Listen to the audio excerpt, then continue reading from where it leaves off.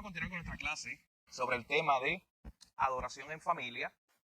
Hemos estado ya utilizando más o menos 4 miércoles para introducir esta clase, hablando de lo importante que es en la Biblia este concepto, de que es un diseño de Dios, de que fue Dios quien diseñó la familia y fue Dios quien impulsó desde los orígenes, desde un principio, esta idea de que era importante sacar tiempo para estudiar la palabra juntos.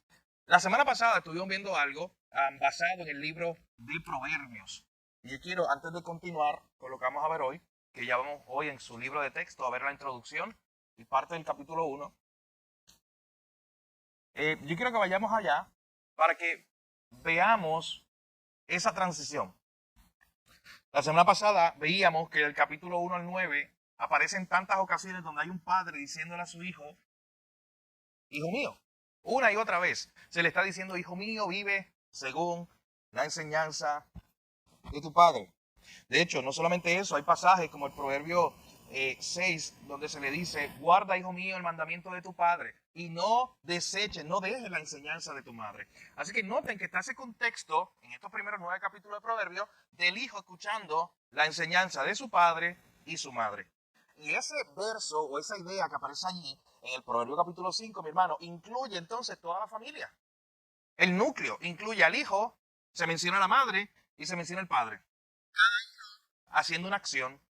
Noten que el hijo está llamado, según Proverbios capítulo 6, versículo 20, a guardar, a atesorar, a escuchar, a tener cerca, a darle valor al consejo, a guardar el mandamiento de su padre. Así que se da la acción del padre diciendo que el padre está guiando con mandatos, con enseñanzas, con mandamientos. Y luego dice, ahí mismo en el versículo 20, al mismo hijo otra vez, no dejes, no menosprecies, no tengas en poco la enseñanza de tu madre.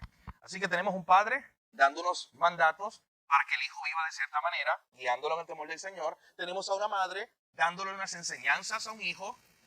Y tenemos a un hijo que se supone que esté guardando y no dejando a un lado todo este consejo, todas estas enseñanzas. Así que noten cómo solo en un versículo que tenemos aquí, este Proverbio 6:20, está todo el núcleo, toda esta idea de cómo debe funcionar madre y padre, ambos trayendo este consejo. Y el hijo no rechazando ese consejo, sino recibiendo este consejo. La pregunta que nos tenemos que hacer, y tiene que ver mucho con lo que usted vio en su introducción, en el libro de texto que tenemos hoy. La pregunta que tenemos que hacernos, ¿es eso una realidad en nuestra vida hoy, en nuestra sociedad? ¿Funcionan nuestras familias así? ¿Cuán alejado usted cree está nuestra familia de Proverbios 6:20? ¿Usted cree? Quiero escucharlo. En la familia de hoy, el concepto de familia de hoy. ¿Ok? ¿Qué más? ¿Cuán alejado estamos de Proverbios 6:20? Un hijo guardando y no dejando a un lado y no menospreciando el mandato y la enseñanza de su padre, y una madre y un padre, los dos, noten la idea, los dos, involucrados activamente en la corrección y en la enseñanza de los hijos en el temor del Señor. La enseñanza y la cultura de la generación antigua. Hoy en día hay muchos matrimonios disfuncionales, parejas disfuncionales, o no se ve eso en la casa. Vemos los resultados con las cosas que están pasando. ¿Creen que es necesario? Que es algo que depende de los pastores y de la iglesia, pero hay algunos que por lo menos yo conozco lo hacen, pero no todos, lamentablemente. ¿Pero crees que es necesario entonces que una clase de consejería pastoral para alguien que se casa? Mira, alguien que se casa, jovencito, que normalmente se les da una consejería prematrimonial, se incluya como fundamental la escuela para padres. Porque, ¿y tú sabes por qué eso no se hace ya en muchos contextos? Porque a veces la iglesia se está adaptando a esta realidad de que como los jóvenes no quieren tener hijos, pues ni siquiera vamos a tocar este tema. Pero miren qué fundamental es desde la iglesia, en este caso, enseñando todo el consejo de Dios, enseñar estos conceptos, estas enseñanzas, que digan y le enseñen a un padre, a un futuro padre en este caso, y a una futura madre. Ambos tienen que estar involucrados en esto, en el mandato, en la enseñanza, en la corrección. ¿Qué es lo que vemos hoy? ¿Qué concepto de familia vamos a decir? Hoy día muchos padres quieren ser primero amigos antes que padres. ¿Oh, sí? Tienen miedo a poner la autoridad a los hijos. Sí. Y eso crea un caos. Tenemos una crisis de autoridad en todos los sentidos, eso lo hablamos aquí en una de las clases. Y claro, hay temor. de los padres en no ejercer esa autoridad sobre sus hijos, esa autoridad bíblica al final, esa autoridad que al final le dio Dios, según el diseño de Dios. Así que, ¿qué más? Piense por un momento el concepto que tenemos de una familia en la televisión, en las novelas que usted ve, o que vemos generalmente como pueblo, en las películas que vemos como pueblo. ¿Cuál es el concepto de familia? Es el concepto de mamá y papá, ambos involucrados en la crianza del hijo, y el hijo respondiendo correctamente a la corrección de su padre y madre. Casi cero ahí. De hecho, contrario que Sí. yo mencionó y Ajá. mencionaron el padre, matrimonio Sí. y padre. Y eso es mucho decir. Sí. Gracias a Dios que estamos más o menos bien si es matrimonio, padre e hijo. Pero que cuántas parejas viviendo Claro. y fuera de lo que yo estaba diciendo. Claro. Empezando que no están dentro del diseño de Dios. Claro. Claro que sí. Sí. Hoy en día las parejas, la mayoría de las parejas no están asistiendo a una iglesia, no están compartiendo el amor de Dios, ni la enseñanza, ni nada. ¿Qué le pueden dar a los Así es. O sea, en primer lugar, no están recibiendo una sabiduría de Dios para transmitir una sabiduría de Dios a las próximas generaciones, Luis. Yo entiendo que también el concepto es de que el matrimonio como tal no tienen el mismo tipo de crianza. O sea, y ahí pues entra también mucho en la forma de creencia. Bajo qué creencia cristiana se crió X persona. Si papá quiere implantar unas reglas, unas normas, pero mamá no. O quizás mamá o viceversa. Mamá es la fuerte, pero el papá es blandito. Y los hijos tanto están hasta que identifican esa debilidad y no hacen más que la autoridad de la espalda.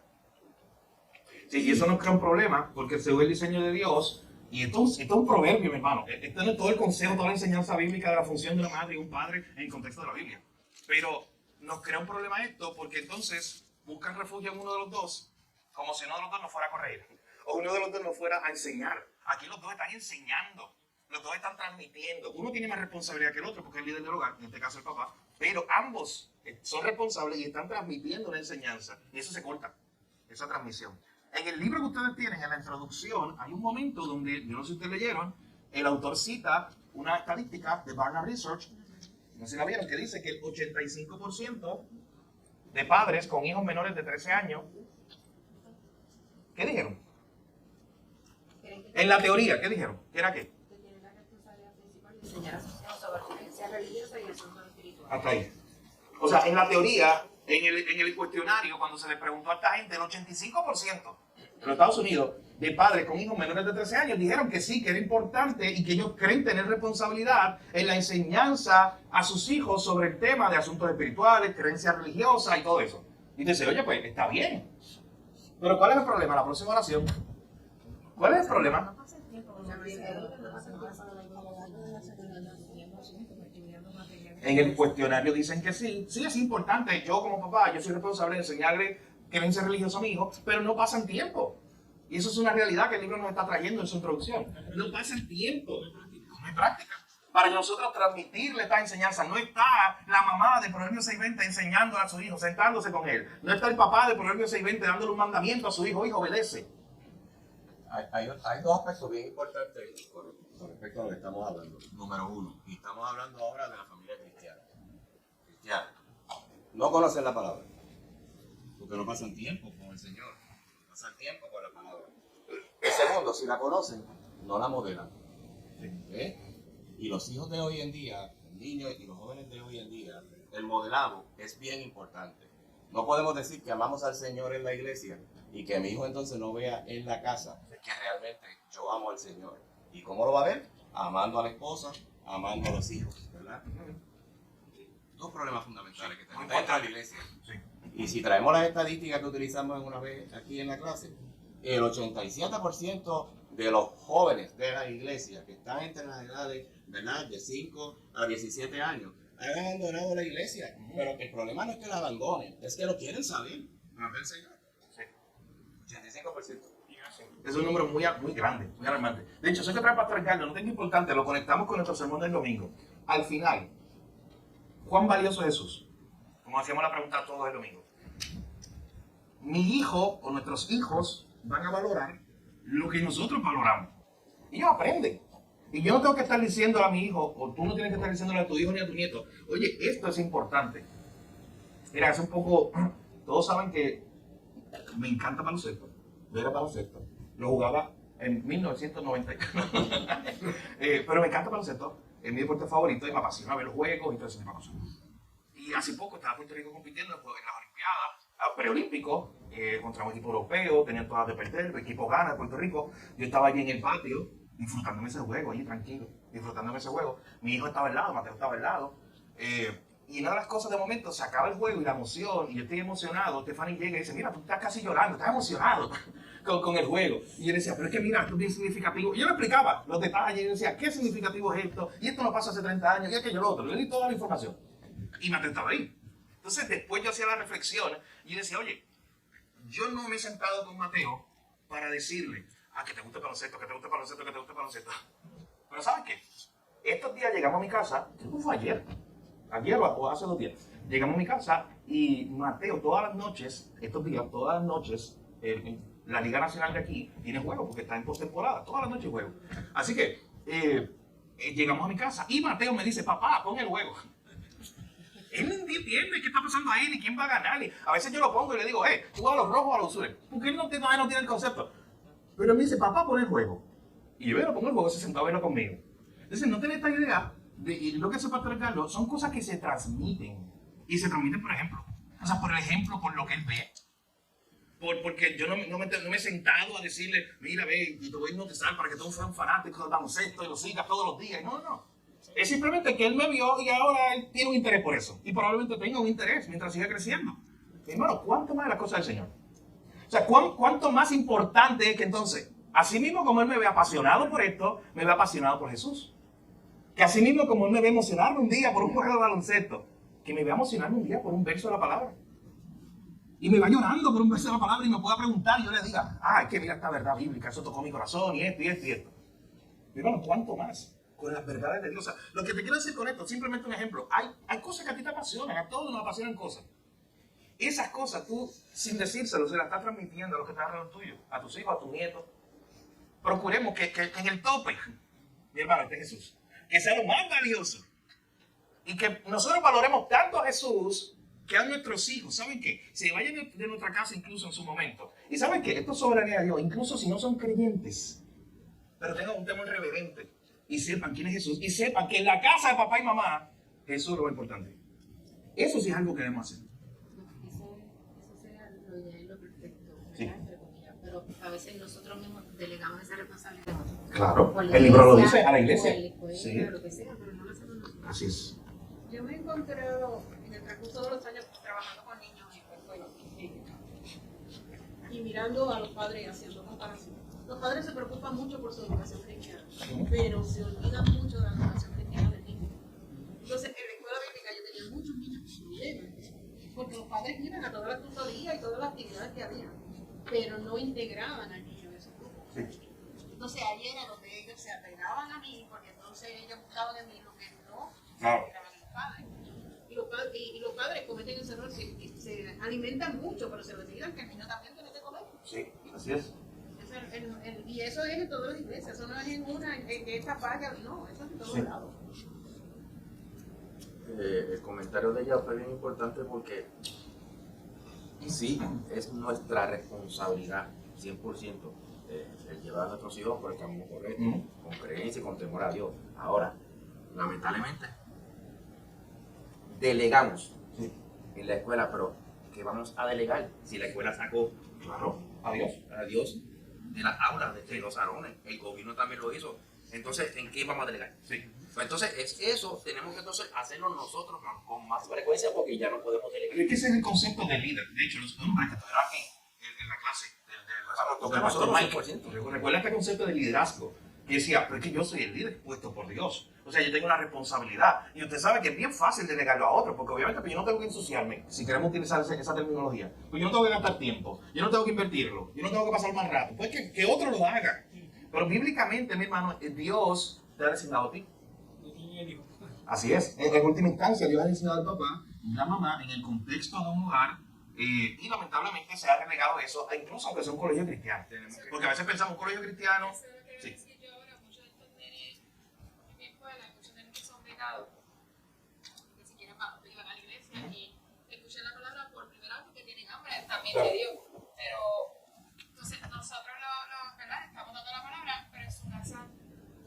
su casa se habla mal, en su casa esto, en su casa lo otro.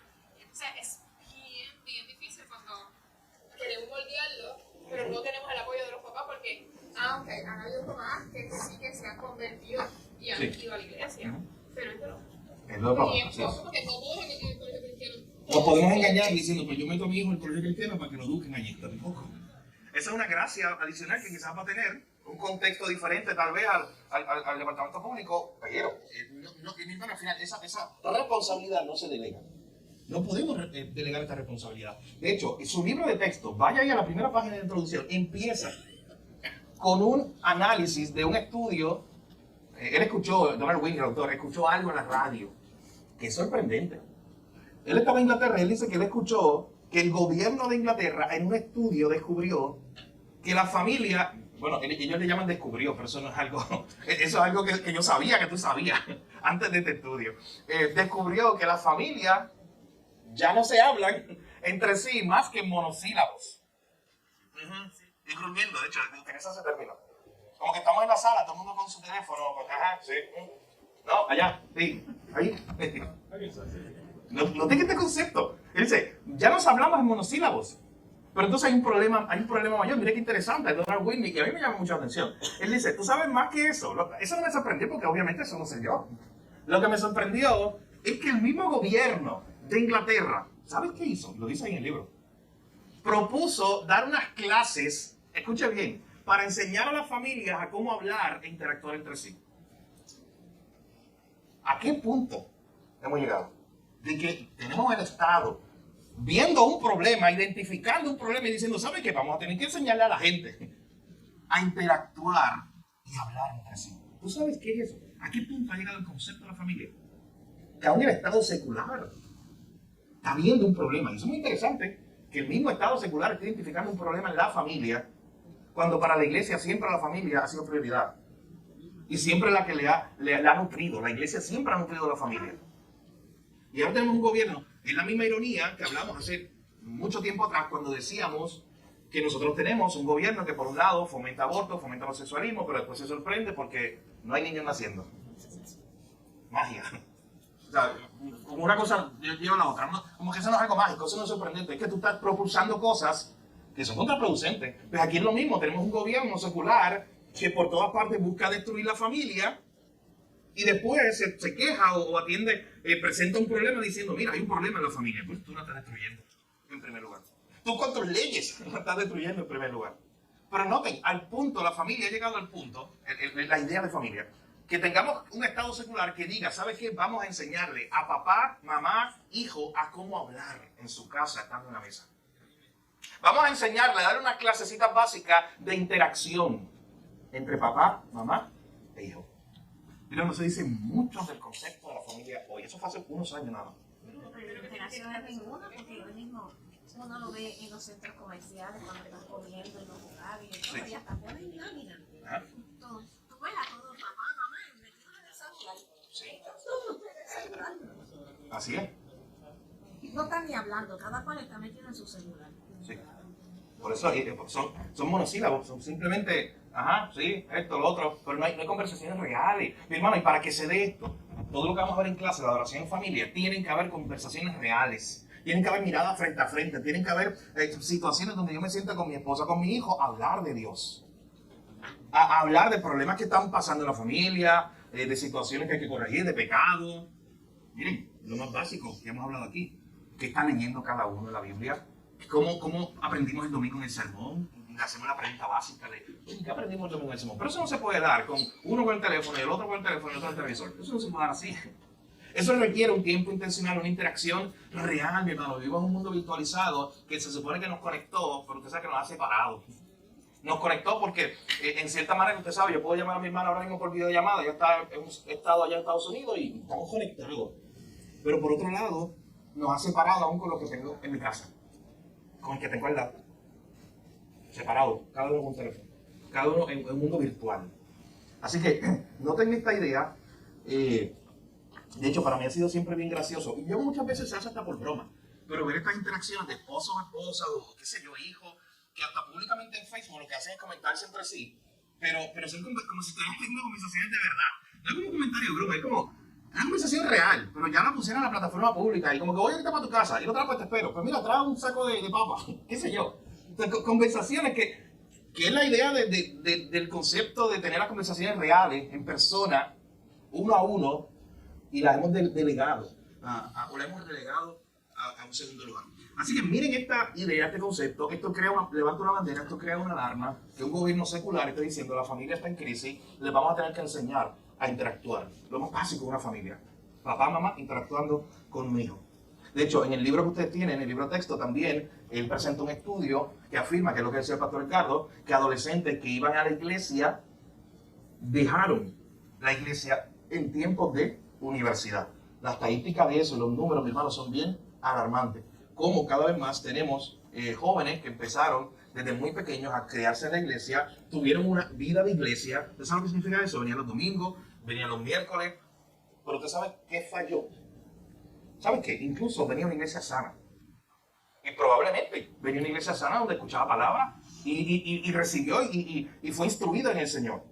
Pero en el camino, mi hermano, eso tiene que estar acompañado. De hecho, el libro lo dice casi al final, que llega un momento donde él dice, compara 2 días en semana, si vienen los miércoles y los domingos, o solamente un día, el día del Señor, el domingo cuando vienen, compáralo con 7 días, o con el resto de los 6 días.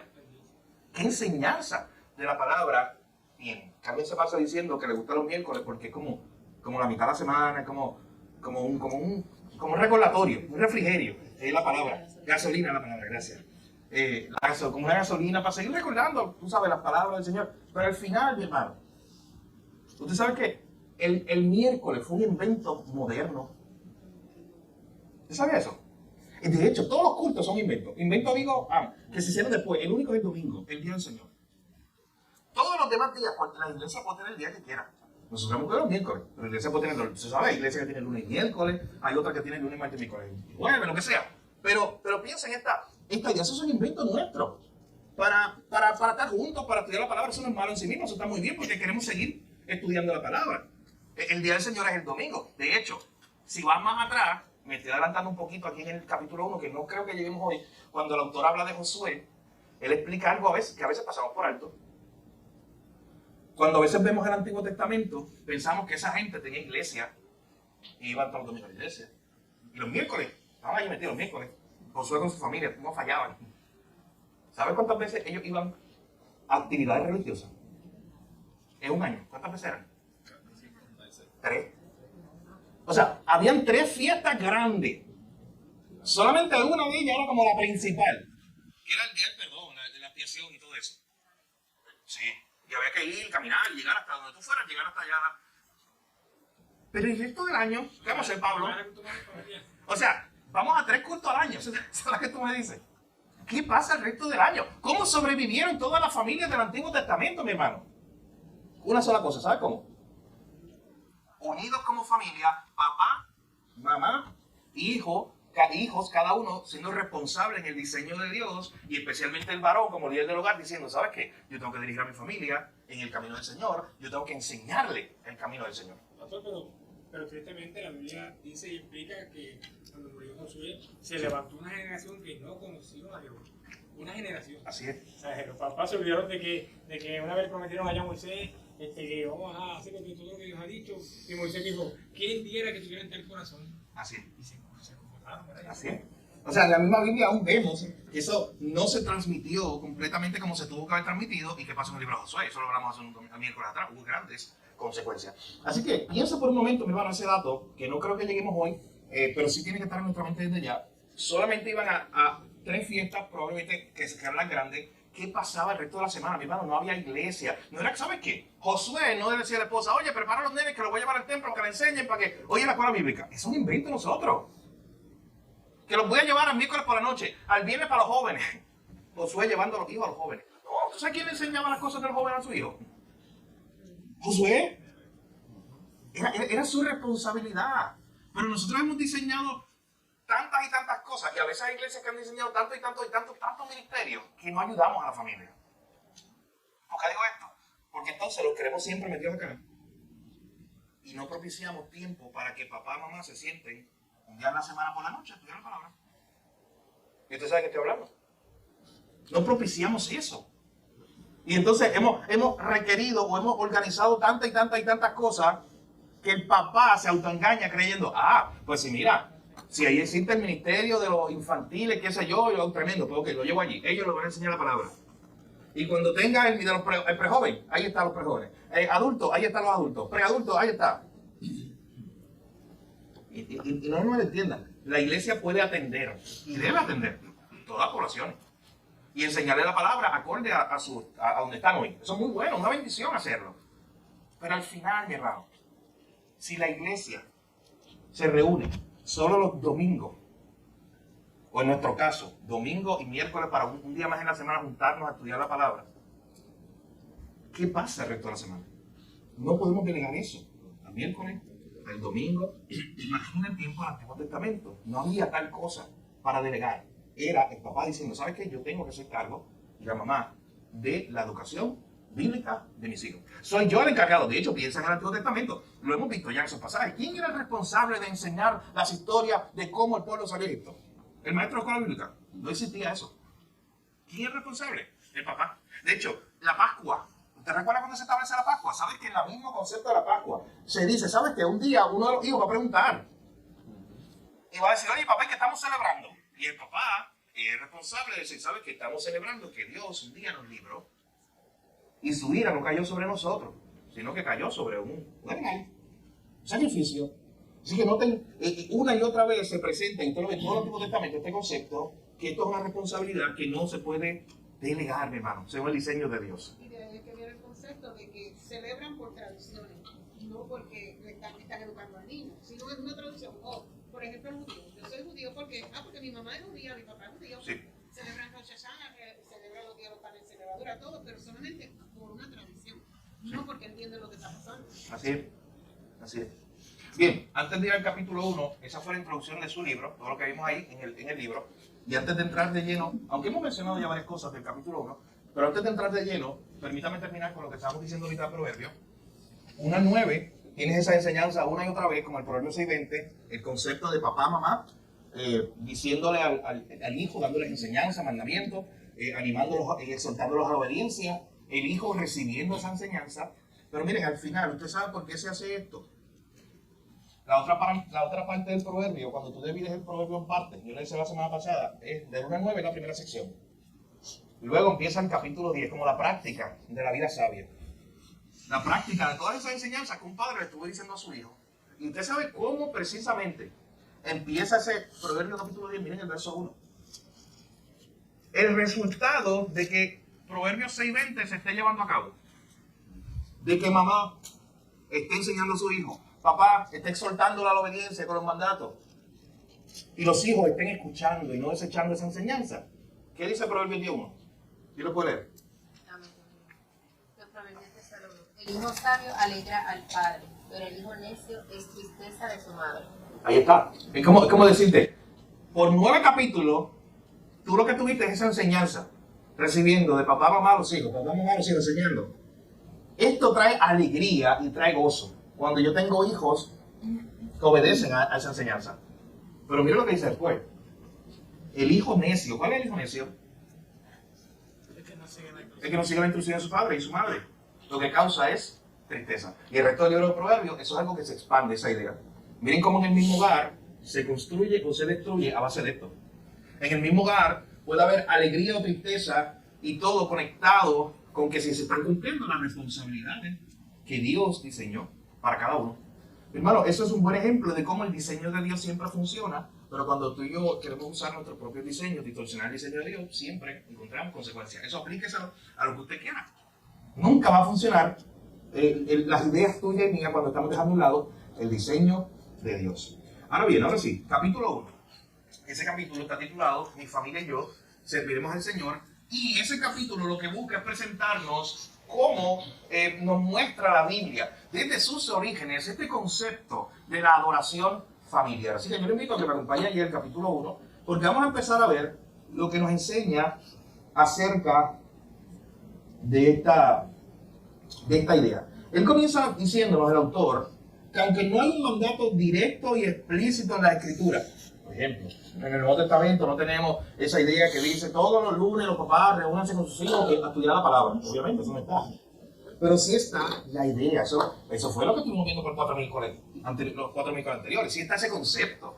Recuerda Deuteronomio 6, que lo vuelvo a citar aquí. Es ese concepto de en todo momento, en todo contexto, los papás enseñándole a sus hijos. Recuerda la vida de Timoteo, que tenemos el ejemplo de una mamá y una abuela enseñándole a sus hijos. O sea, ese concepto sí está. En Efesios, cuando nos dice que los padres deben criar a sus hijos en amonestación, en el temor del Señor. Eso requiere tiempo, eso requiere sacar un tiempo intencional, que es el culto familiar, para estudiar la palabra juntos. Así que sí hay muchos modelos en la Escritura sobre por qué es importante tener este tiempo de oración familiar. Y él empieza con Abraham. Y ese es el que vamos a comenzar a ver en esta noche. Antes de Abraham, nosotros tenemos, ¿qué familias? Mencionamos aquí algunas, cuando estábamos hablando un poquito del diseño de Dios. Antes de Abraham, ¿qué familia tenemos? De Noé, y un poquito antes de Noé. Tal vez las principales. Porque usted sabe todos los nombres, son largos, la lista, busca la lista ahí de la genealogía. Pero usted tiene estos conceptos básicos que ya los vimos aquí. Dios diseña la familia, Dios le dice a Adán que él necesita una esposa, o sea, idea de Dios, y que ellos se multiplicaran. Así que fue idea de Dios el que hubiera papá, mamá e hijos. Dios le dio unos mandatos a ellos que ellos tenían que transmitir a sus hijos. Usted sabe que en esta primera familia tenemos a Caín y Abel y tenemos el primer asesinato. O sea, hay muerte ya en la primera familia. Hay consecuencias del pecado en la primera familia. Después vemos entonces la historia de Noé y su familia. Noten que interesante, ahí aprendemos algo de liderazgo. Porque Noé estuvo diciéndole a todo el mundo que se preparara, que venía un diluvio, que venía consecuencias, un juicio de Dios por el pecado de la gente. Pero a veces no lo pensamos así. Y en el contexto de nuestra clase, hermano, Noé lideró a su familia para salvarla. O sea, Noé no jugó con esto. Noé no le dijo, oye, esposa mía, esto es una opción, hijos míos, tranquilos. No, mi hermano, él los lideró. Él los guió. No sabemos cómo esas enseñanzas, a mí me gustaría escuchar, imagínense, viajar en el tiempo, escuchar la primera vez que Noé recibe este aviso, cómo él fue a decírselo a su esposa y a sus hijos, que tal vez fueron los primeros que pensaban que él estaba loco. Tal vez, porque imagínate, nunca no había llovido, como que es esto de un cataclismo, cómo es que se va a acabar el mundo, y viene en juicio y todas esas cosas, y que Dios me mandó a hacer un barco, eso no tiene sentido. No se nos dan esos detalles. Lo que sí se nos dice es que no entró con los suyos. Ese es un buen líder, mi hermano. O sea, un buen líder es el que cogió a los suyos, su familia, que le mandó a liderar a su esposa y a sus hijos. ¿Y sabes qué? Los llevó del punto A al punto B. ¿Y el punto B, sabes cuál es? Salvación. O sea, él los dirigió al único lugar donde podían salvarse. Responsabilidad del líder del hogar.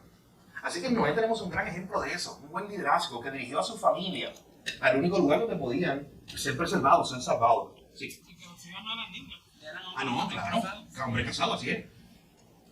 Así que tenemos ahí esa interacción. Después tenemos un conflicto. ¿Recuerdan el conflicto? No todo es color de rosa. Noé saliendo del barco, mi hermano. Saliendo del barco.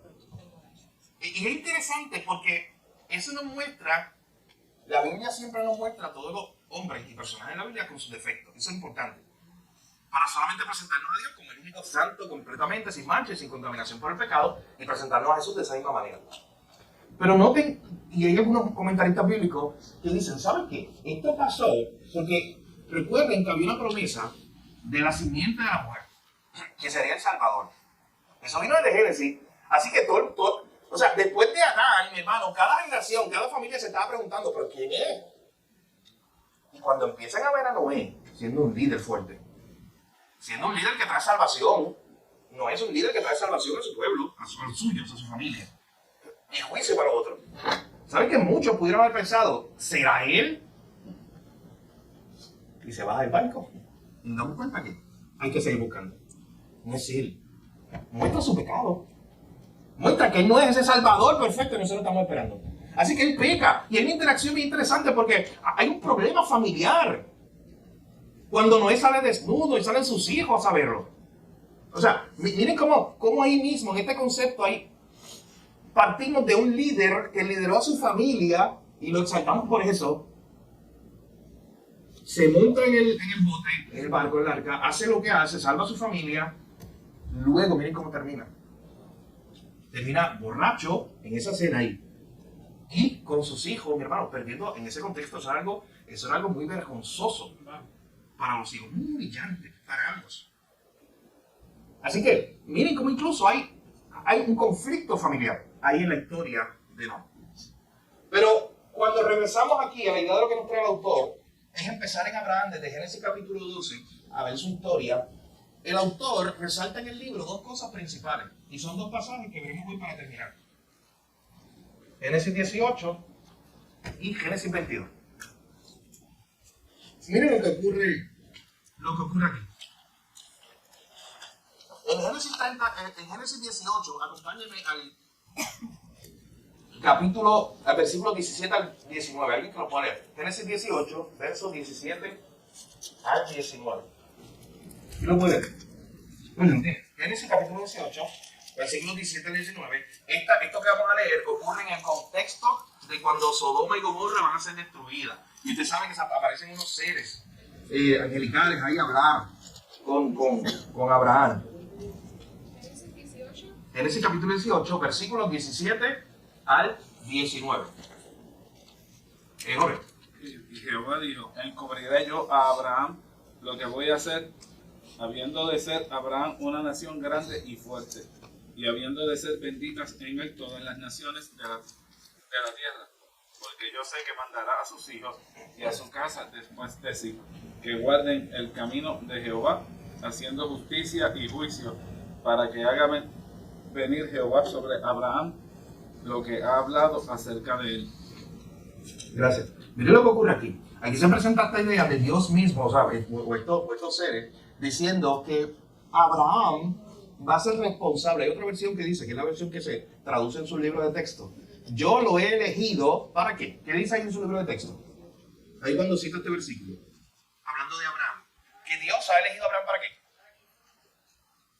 Para que instruya a sus hijos y a su familia, a fin de que se mantengan en el camino del Señor y pongan en práctica lo que es justo y lo que es recto. Así que Abraham, mis hermanos, de parte de Dios, tenía la responsabilidad de educar a sus hijos, de instruir a sus hijos, para que ellos dos cosas: uno, se mantengan en el camino del Señor y no se desvíen, y segundo, para que pongan en práctica lo que es justo y lo que es recto.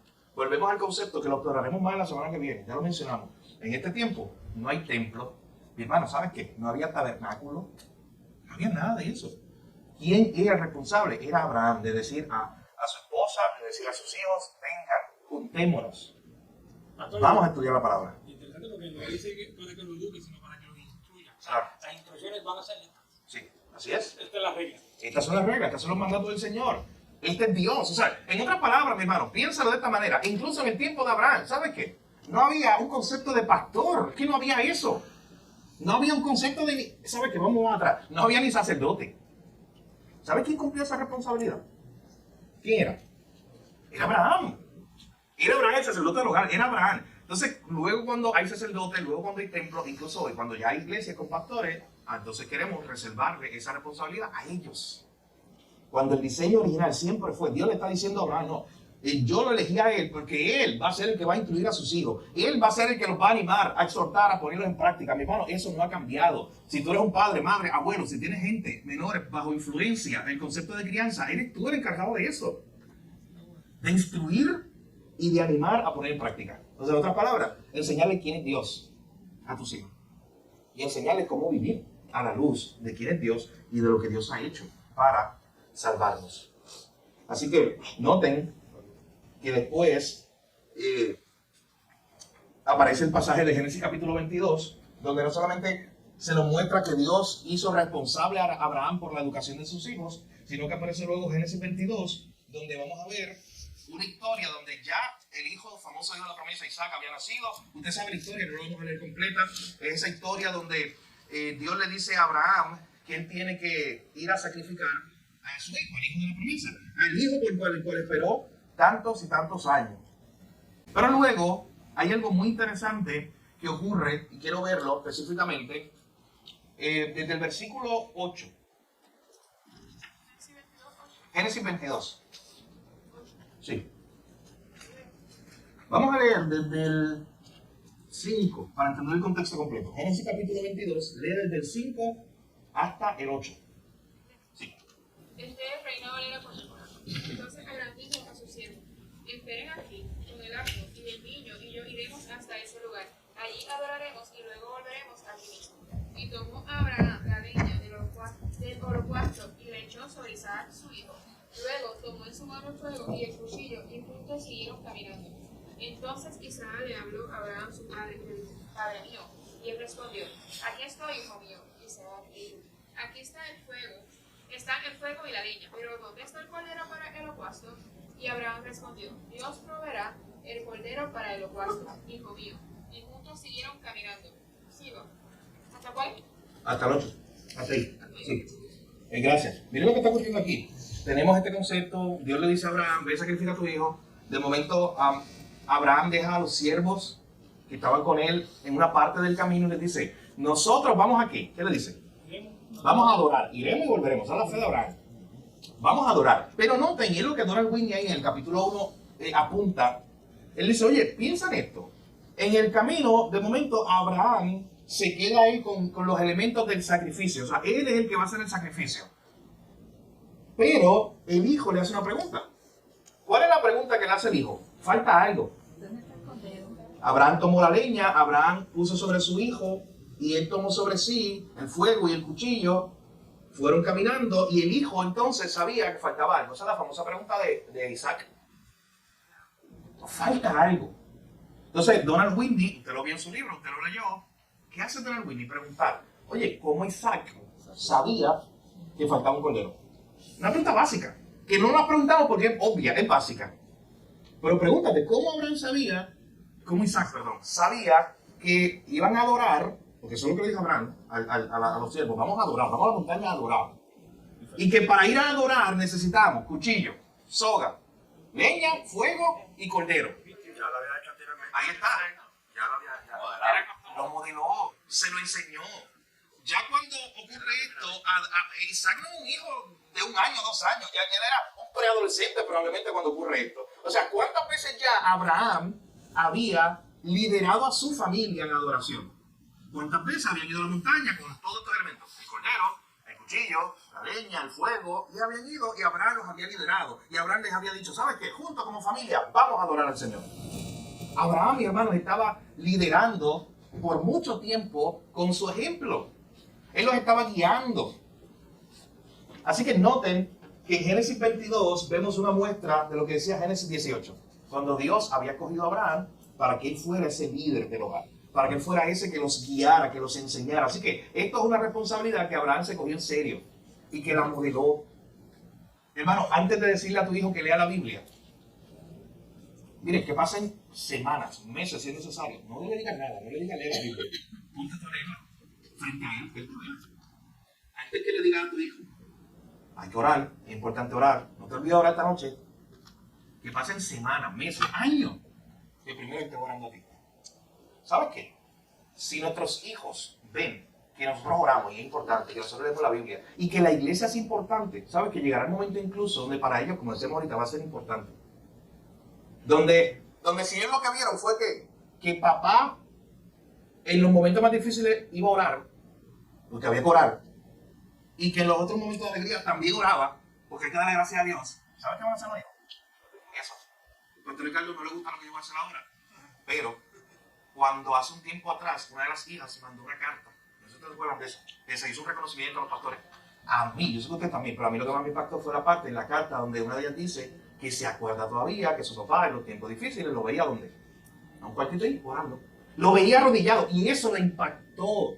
Y tal vez el pastor Ricardo muchas veces se sentó con ella y les dijo: mira, es importante orar. Pero ¿sabes qué fue lo más importante? De hecho, preguntémosle a una de sus hijas, probablemente no nos va a poder decir: oye, es que yo no me acuerdo cuántas veces papá me dijo eso. Es más, yo ni me acuerdo, quizás sí me lo dijo, como que un día específico: ven, tienes que orar, tienes que orar, tienes que orar. Tal vez pasó, pero eso ni me acuerdo. Lo más importante y lo más que me voy a acordar es que lo vi. Que yo lo vi. Y ese fue el modelo. Y esa es una forma de liderar, por ejemplo, así. Así que, mis hermanos, Isaac sabía que faltaba un elemento, porque ya lo había hecho muchas veces con su papá. Ya habían adorado juntos. Es una responsabilidad y es una responsabilidad, como hemos visto en el día de hoy, que no puede ser delegada. Nuestra familia está en crisis. Gobiernos seculares lo están reconociendo, como lo vimos en el libro, lo vimos en Inglaterra.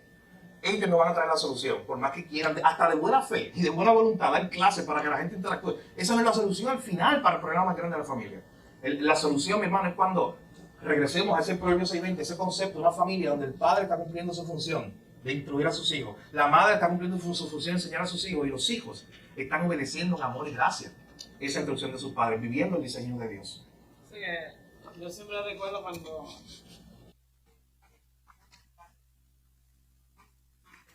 Sí.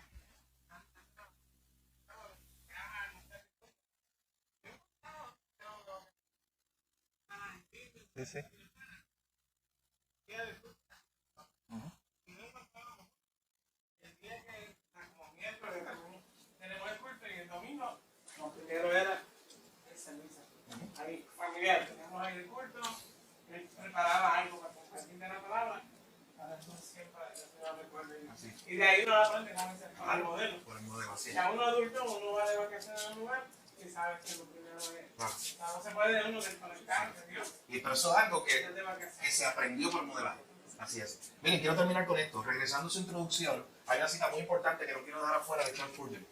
En la introducción, tiene que regresar atrás. Él dice, el gran predicador bautista británico del siglo XIX, Charles Spurgeon. Tengo hoy mi libro digital, así que me ayudan con la página. ¿Cuál es la página? A ver si lo encuentro, la página. Que cita esto. ¿Cuál? La página 13, ok. Busca la página 13. El gran predicador bautista británico del siglo XIX, Charles Spurgeon, hablando sobre este tema, dijo, escuche bien, hermanos, desearía que fuera más común, desearía que fuera universal, que todos los cristianos practicaran la oración familiar. A veces oímos decir de hijos de padres cristianos que no creen en el temor de Dios y nos preguntan cómo es que resultaron tan mal. En muchos, demasiados casos, me temo que hay una negligencia tan grande en el culto familiar que provoca que los niños no estén impresionados por la piedad que se supone que posean sus padres. Esa última línea a mí me dio tan duro cuando lo vi. Que se supone que nuestros hijos estén impresionados por cuánto yo amo al Señor. Imagínense eso. Que los hijos de David, que son muchos, los nietos de David, que son muchos, vivan impresionados por cuánto David ama al Señor.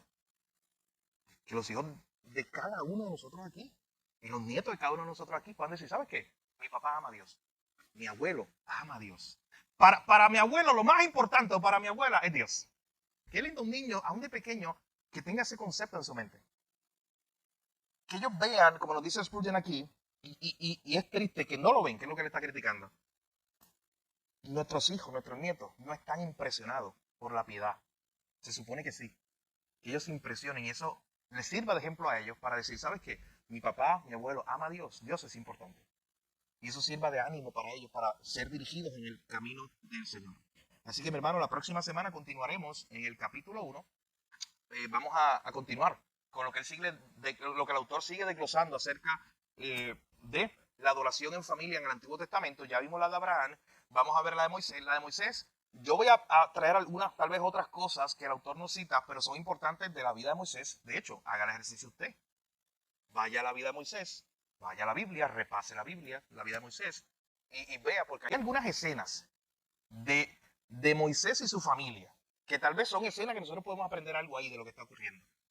Pero él cita de manera especial una cita de Moisés, que es Deuteronomio 6, que fue la cita con la cual nosotros prácticamente empezamos esta clase. Así que la vamos a poner, pero ya en realidad ya nosotros tocamos ese tema. Y luego vamos a ir a Josué, que es muy interesante, vamos a ir a Job, ese me encanta, de la historia de Job, de cómo él lideraba a su familia. El de Asaf también está muy bueno, y luego vamos a Pablo y a Pedro. Eso no sé si se termina el miércoles que viene, no se ilusione.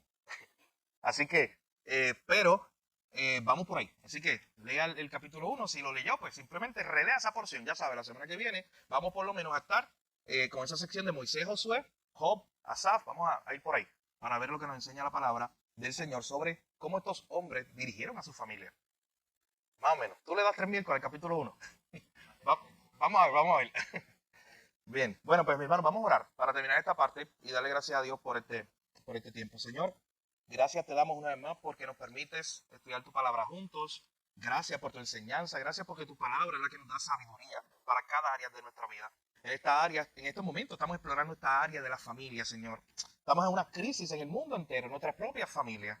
Señor, y es una crisis que solamente tú tienes la solución para ella. Es volver a ti juntos como familia. Es volver a tu palabra. Es volver a interactuar juntos, a hablar sobre las cosas espirituales, sobre las grandes obras tuyas. Ayúdanos a saber hoy que esta responsabilidad no la podemos delegar a otro. Que como padres, madres, abuelos, abuelas, tenemos una responsabilidad de influenciar a las próximas generaciones, de dirigirlos, Señor, encaminarlos en tus caminos. Ayúdanos, Señor, a realizar esta tarea con pasión y que para nuestros hijos y para nuestros nietos, Señor, ellos queden impresionados, ellos vean, Señor, y para ellos no haya duda de que nosotros te amamos, de que tú eres lo más valioso y de que tú eres lo más importante. Ayúdanos, Señor, a mostrarle eso a nuestros hijos y que ellos queden impactados por esa verdad. Gracias te damos por esta enseñanza. En tu nombre, Jesús, oramos. Te lo pedimos todo. Amén.